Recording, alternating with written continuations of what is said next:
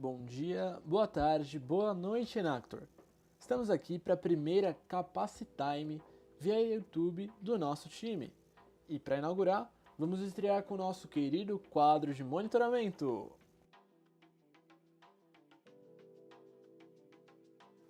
Eu sou o Felipe Silvestre, Fê para os íntimos, do Núcleo de Prospecção, Inovação e Impacto, e vou estar acompanhando vocês nesse treinamento. Então vamos ao roteiro da capacitação. Nós vamos começar com um panorama básico do QM, e a partir disso vamos estar explicando aba por aba, começando por estratégia, Canvas, quadro de monitoramento, cronograma, quadro de visitas, lista de beneficiários e capacitações. Então, para começar esse treinamento, vamos começar falando um pouquinho sobre o QM. O quadro de monitoramento é a principal ferramenta de planejamento e controle de atividades dos projetos e núcleos do nosso time. Seu grande objetivo é concentrar todos os meios de controle, partindo do planejamento estratégico da equipe em questão, num único documento de visualização agradável e intuitiva. A primeira aba do quadro de monitoramento que as nossas equipes devem preencher é a de estratégia, o nosso ponto de partida. Segundo o dicionário, estratégia nada mais é do que a arte de aplicar com eficácia os recursos disponíveis ou de explorar as condições favoráveis de que porventura se desfrute, visando ao alcance de determinados objetivos. Nessa aba do QM, nós temos a missão, visão e legado dos nossos núcleos e projetos. A missão da nossa equipe reflete no seu propósito fundamental, o porquê que aquilo existe. É como se fosse o DNA da nossa equipe. Já a visão mostra a sua equipe pretende chegar, qual que é o seu principal objetivo enquanto equipe. E o legado é aquilo que a sua equipe pretende deixar no fim de cada ciclo. Para mostrar de exemplo, aqui a gente tem o QM, a parte estratégica do núcleo de marketing, em que a missão é criar valor e potencializar a marca Enactus do FABC através da criatividade e inovação, dialogando com o público interno e externo e engajando-os para a causa da ação empreendedora, expandindo assim o alcance de nossos projetos. Já como visão, o marketing tem como, até 2018, ser referência nacional e internacional pelo uso da inovação e da criatividade para o engajamento na causa do empreendedorismo social. E aqui o legado que eles deixaram no ciclo 2017-2018.1 é o núcleo e os membros do time capacitados em Photoshop, o site do time, o guia de marca para os projetos e um novo canal de comunicação interna. Agora vamos falar um pouquinho mais sobre o Canvas dos projetos Enactus, que na nossa última imersão estratégica de replanejamento, nós fomos capacitados sobre o Canvas social, que é uma ferramenta que nos permite uma melhor visualização no nosso projeto em apenas uma página. Essa ferramenta ela é dividida em 3 partes principais: o que, como e o jurídico financeiro. A primeira parte, o que, mostra um panorama geral sobre o projeto em questão. A segunda parte mostra como é feita a execução de toda a parte de cima, então a materialização desse o que. E a terceira parte mostra alguns requisitos que o projeto deve se atentar no momento da sua execução, finalizando assim essa ferramenta do Canvas, que está disponível no quadro de monitoramento de todos os projetos, como a gente pode ver aí. Vamos agora à nossa querida ferramenta que envolve o planejamento estratégico e também a mensuração de resultados, o quadro de monitoramento. Ele é dividido em 2 principais partes. Na parte da esquerda, nós conseguimos ver o planejamento estratégico da sua equipe, enquanto na parte direita, nós temos o acompanhamento do planejamento. Deixa eu explicar melhor. A parte esquerda mostra uma sequência lógica do planejamento da sua equipe. Nós começamos pelas frentes de trabalho, que serão trabalhadas na equipe. No caso dos projetos, as frentes geralmente são os critérios de melhoria de vida que nosso projeto trabalha. Ou também, nós podemos estabelecer algumas frentes mais específicas. Já no caso dos núcleos, as frentes são os pilares da equipe que sustentam essa estratégia do núcleo. Uma frente que é recomendada que se tenha no QM das equipes é a frente de cultura de equipe, o P2I, e o RH também recomenda muito isso, que vai permitir avaliar o desenvolvimento do planejamento interno da equipe. Isso ajuda a mensurar o impacto não só na comunidade, não só na estratégia do núcleo, mas também nos membros envolvidos, né? Isso é muito bom. Depois de definir as frentes, nós vamos para os objetivos. Os objetivos se referem a tudo aquilo que se pretende alcançar em cada frente. Todas as frentes precisam ter no mínimo um objetivo. E ao descrever um objetivo, é necessário que você seja claro e consistente, pensando nos objetivos SMART.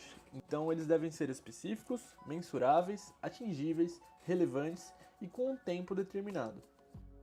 E aí, logo após os objetivos, vêm as entregas.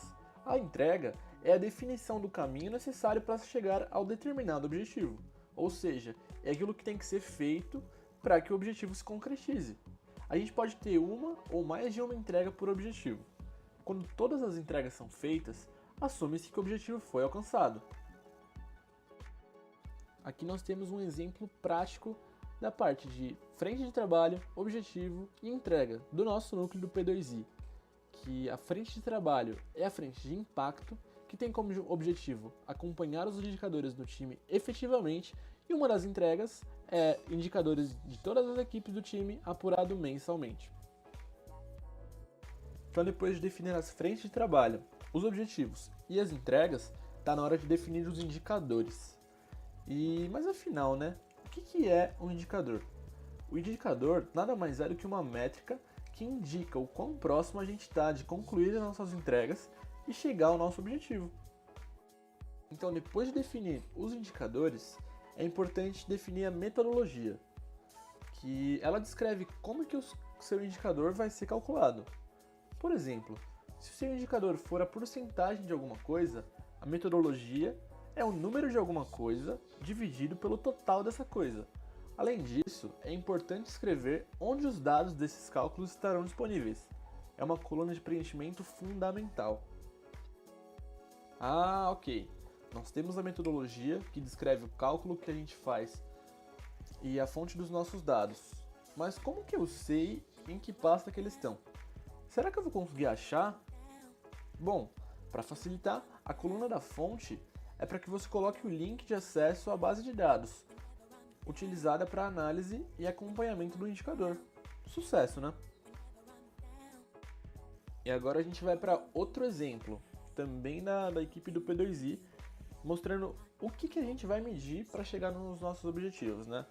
Aqui, os indicadores específicos que a gente pode estar vendo, primeiro é a porcentagem de equipes que tiveram os indicadores apurados, em que a metodologia é a quantidade de equipes que tiveram os indicadores apurados, dividido pelo total de equipes, e a fonte é a régua de avaliação dos QMs. E a segunda parte aqui é o indicador, é o índice de qualidade dos indicadores do time. A metodologia, como que esse indicador vai ser calculado? É a média da avaliação dos indicadores das equipes, numa escala de 0 a 2. E a fonte também é a régua de avaliação dos QMs. Antes de definir a parte de mínimo, meta e desafio, é importante que a gente coloque o resultado que a gente obteve no ciclo anterior, para que a gente já comece tendo alguma referência na hora de estar preenchendo com os dados referente aos indicadores. Depois de colocar o resultado do ciclo anterior, a gente precisa definir o resultado que a gente quer alcançar com cada indicador. O mínimo descreve qual que é o resultado mínimo que precisa ser alcançado se tudo der errado.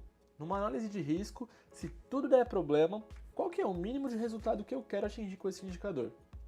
A meta é onde que se espera chegar para ter um aproveitamento satisfatório. Tipo, você tirar C numa prova da UFABC. Você passou, mas não é aquele A. Já o desafio descreve o cenário onde você supera essa meta, o que é maravilhoso, né? É você ir além das suas expectativas. É tipo tirar aquela A em física quântica. Vamos agora para o racional. Esse aqui é tão contestado, a galera fala que é difícil, mas é mais simples do que a gente pensa. Deixa eu explicar e agora você vai entender tudinho sobre ele. Imagina você na sua vida pessoal. E cara, você é uma pessoa tímida, tal, você só tem um amigo. mas você decidiu que no final do ano você quer ter 5. Então, o seu indicador, no caso, né, seria o número de amigos conquistados. Você tem uma meta que é de 5. Mas como que você definiu isso aí, né? Como que você vai definir o mínimo e o desafio? E é aí que está entrando o seu racional. Através do racional, você tem um espaço para explicar o porquê que você escolheu os números de mínimo e os números de meta. Supondo que o seu mínimo para o racional é o número 4. Você quer ter no mínimo 4 amigos. Talvez porque você seja uma pessoa tímida, você não frequenta muitos lugares. Esse seria a justificativa do seu mínimo. A meta de 5, né?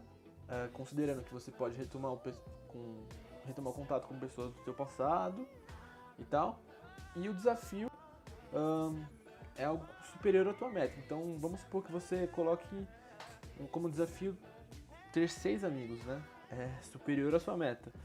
Porque, você pode fazer um intercâmbio, você pode conhecer novos lugares e, assim, né, fazer mais amigos, e que é a justificativa do seu desafio. Então, nada mais é do que isso, o racional. Ele é a justificativa do mínimo, meta e do desafio.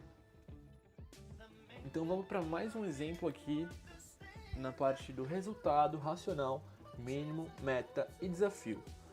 Como nós podemos ver, o resultado 2017 ele não se aplica, porque são 2 entregas novas, em que a gente não tem nada no ciclo 2017. A gente está começando do zero. Aqui no mínimo, meta e desafio, nós colocamos um mínimo baixo, uma meta que é o esperado para o ciclo, e um desafio que ele supera a meta. E aqui no racional, nós estamos explicando o porquê de cada número. Então, depois de você estabelecer as frentes, os objetivos, entregas, indicadores, explicar cada indicador, definir onde você quer chegar, é importante que o processo de mensuração tenha uma continuidade. Então, que ele seja apurado num certo período. E é aí que entra a periodicidade, né? De quanto em quanto tempo a gente vai acompanhar esse indicador? Ele é mensal? Ele é semanal? Ele é diário? Ele é bimestral? Então, você vai estar escrevendo a periodicidade do acompanhamento desse indicador.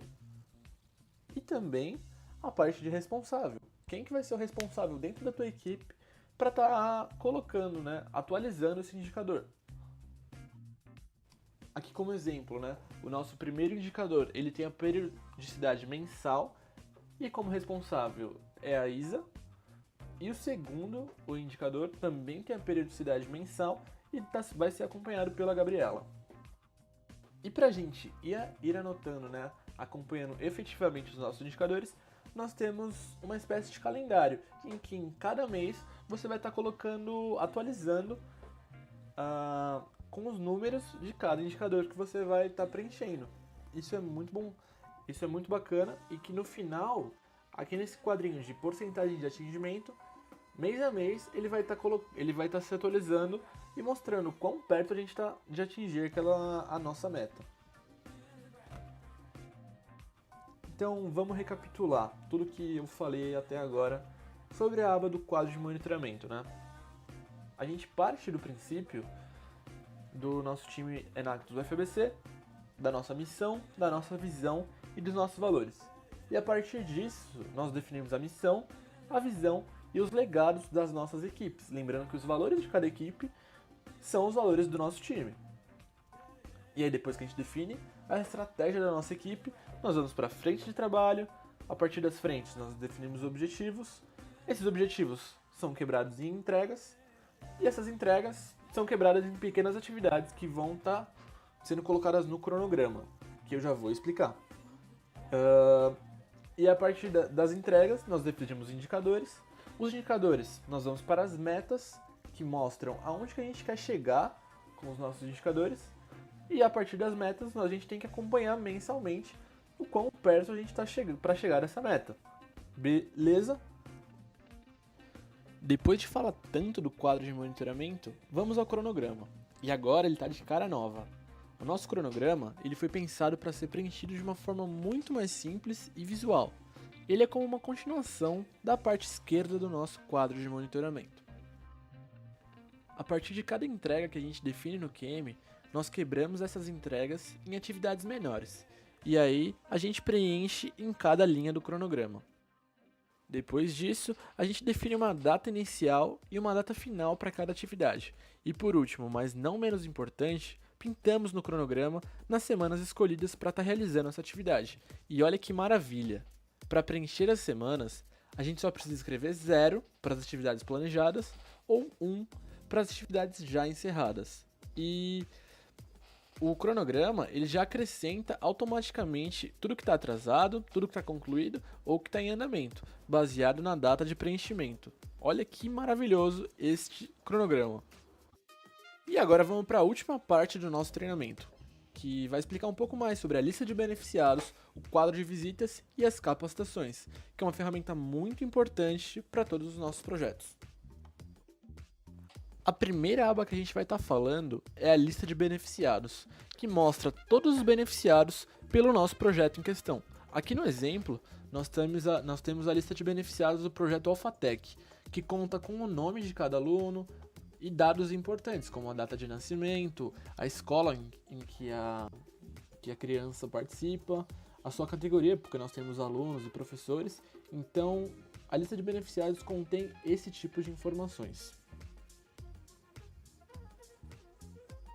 A próxima aba é o quadro de visitas, que mostra todas as visitas feitas pela equipe do projeto às comunidades. Então aqui no exemplo nós temos o quadro de visitas do projeto Alphatec, que conta com a data, o tipo da visita, se foi uma visita, se foi uma reunião de comunidade, os membros que participaram dessas visitas, os locais e as distâncias percorridas. E é muito legal porque no final do ciclo a gente consegue somar essas distâncias e ver quantos quilômetros a gente rodou durante o ciclo. É algo muito legal e que em todo o ENEB é sempre falado, né? Que nosso time percorreu mais de 3.000 quilômetros. É um negócio muito bacana. E a última aba que a gente vai estar explicando hoje é a aba de capacitações e treinamentos, que mostra todas as capacitações e treinamentos em que os beneficiados do projeto ou a equipe do projeto recebeu. Então aqui nós temos todas as descrições que conseguem explicar o tipo da capacitação. Aqui no exemplo em questão nós temos as capacitações e treinamentos do projeto Alphatec, que mostra as capacitações em que os professores receberam lá de São Carlos. E aqui também conta, no caso de capacitações e treinamentos, também para os núcleos do nosso time. Por exemplo, o marketing deu uma capacitação em Photoshop, então é bacana colocar. O projeto Educare recebeu uma capacitação lá do grupo Síntese, então é muito importante colocar. Ou seja, todas as capacitações e treinamentos que a equipe também recebe, é muito legal estar colocando aí nessa aba. Então galera, depois de ter um treinamento desse, aprender um pouco mais sobre a nossa ferramenta, né, o quadro de monitoramento, o Capacity Time vai ficando por aqui. Eu gostaria de agradecer, né, todo mundo que ajudou a esse vídeo acontecer, então a Gabi, o Alan, a Bia Jimenez, a Isa, toda a equipe do P2I que participou muito da construção desse conteúdo, a eles, né, a minha gratidão.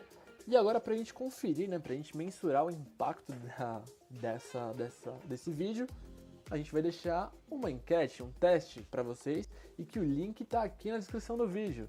Olha que moderno, temos até a descrição do vídeo. Então para estar encerrando, o meu muito obrigado por ter assistido esse vídeo. Curtam, compartilham, se inscrevam no canal e o P2I ama vocês!